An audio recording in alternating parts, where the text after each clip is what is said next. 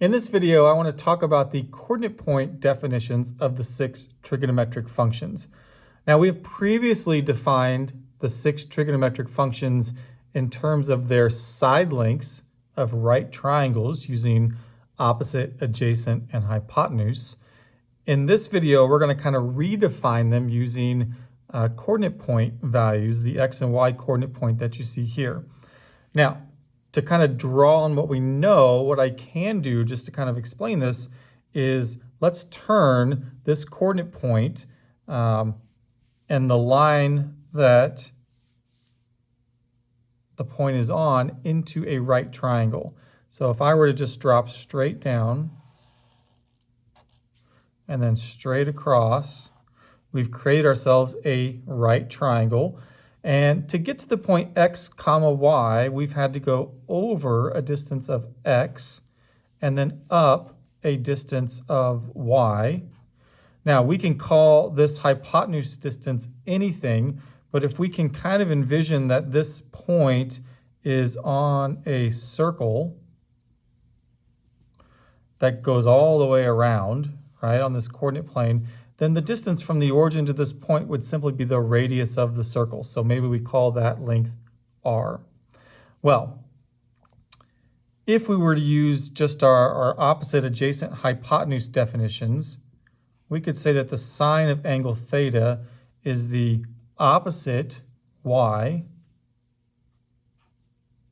divided by the hypotenuse r. But you can see that I just need to know the x and the y and the r values. I'm not going to need to draw an entire triangle if I can just figure out what x and y and r is. And a lot of times these are going to be given to you. The cosine of theta then is going to be the adjacent, which is the x divided by r, because that's the adjacent over the hypotenuse. The tangent of theta, that's your opposite over adjacent. So that's y over x.